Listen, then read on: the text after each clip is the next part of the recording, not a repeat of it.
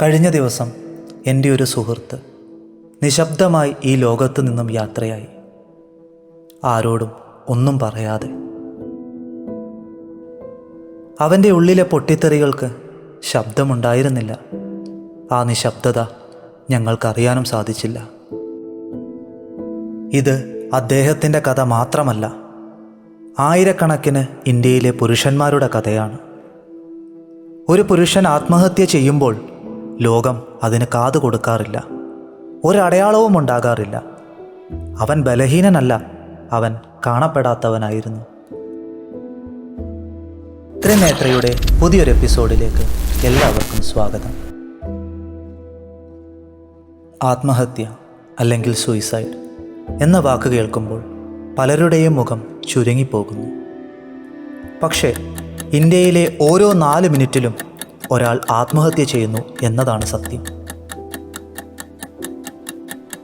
ഞാൻ ഉൾപ്പെടെയുള്ള ഈ സമൂഹം അത് തിരിച്ചറിയുന്നത് നമ്മുടെ വീട്ടിലുള്ളവർക്കോ കൂട്ടുകാർക്കോ അതുമല്ലെങ്കിൽ നാട്ടുകാർക്കോ സംഭവിക്കുമ്പോഴാണ് നമ്മുടെയൊക്കെ കണ്ണു തുറക്കുന്നത്.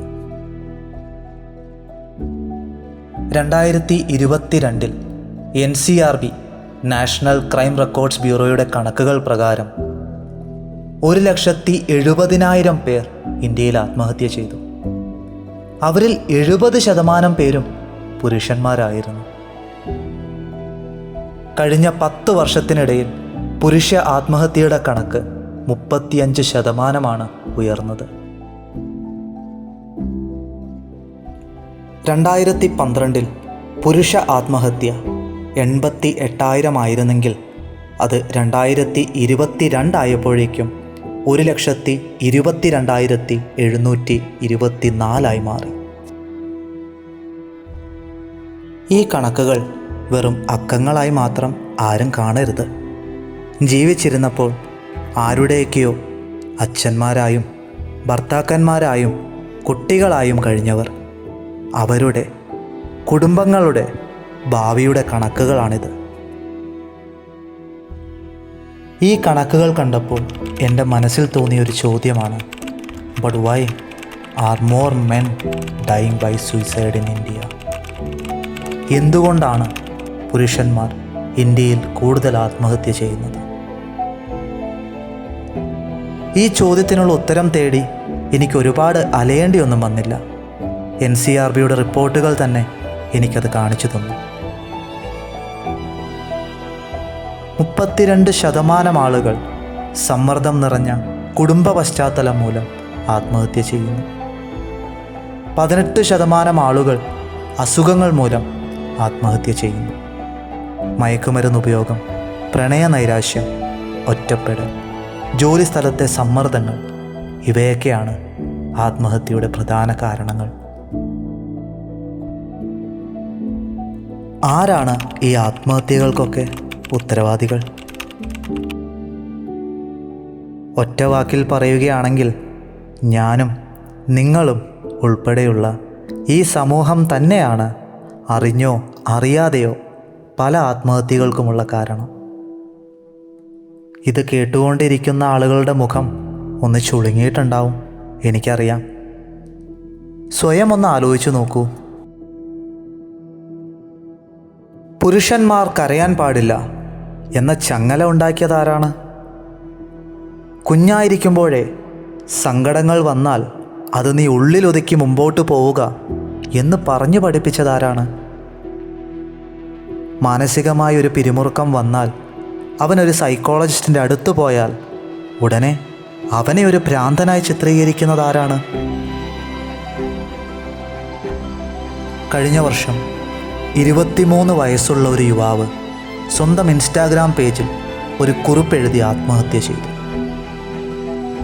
ആ കുറിപ്പ് ഇങ്ങനെയായിരുന്നു: എനിക്കാരുമില്ല, ഞാൻ പോകുന്നത് ആരും ശ്രദ്ധിക്കില്ല. 23 വയസ്സുള്ള അദ്ദേഹം ഒരു IT പ്രൊഫഷണലായിരുന്നു. ജോലി സമ്മർദ്ദം മൂലമാണ് അദ്ദേഹം ആത്മഹത്യ ചെയ്തത്.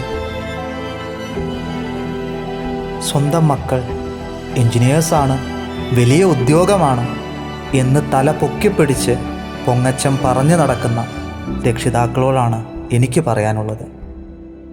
സ്വയം നടക്കാതെ പോയ സ്വപ്നങ്ങൾ മക്കളിലൂടെ നേടിയെടുക്കുന്നത് തെറ്റാണെന്ന് ഞാൻ ഒരിക്കലും പറയില്ല. എന്നാൽ ഏതൊരു പ്രശ്നവും തനിക്ക് വന്നാലും എനിക്കെൻ്റെ കുടുംബം താങ്ങായി ഉണ്ടാകും എന്ന വിശ്വാസമാണ് ഓരോ രക്ഷിതാവും തൻ്റെ കുട്ടികളെ ആദ്യം പഠിപ്പിക്കേണ്ടത്. 9ാം ക്ലാസ്സിൽ പഠിക്കുന്ന 15 വയസ്സുള്ളൊരു കുഞ്ഞ് ആത്മഹത്യ ചെയ്തു. കാരണം എന്താണെന്നറിയാമോ? കൂടെയുണ്ടായിരുന്ന കുട്ടികൾ നിറത്തിൻ്റെ പേരിൽ ആ കുട്ടിയെ റാഗ് ചെയ്തു. വാഷ്റൂമിലെ ടോയ്ലറ്റ് സീറ്റിൽ ആ കുട്ടിയെ കൊണ്ട് നക്കിപ്പിച്ചു. തല ടോയ്ലറ്റിലേക്കിട്ട് ഫ്ലഷ് ചെയ്തു. അവസാനം പുപ്പി ഹെഡ് എന്ന് അവനെ വിളിച്ച് കളിയാക്കി.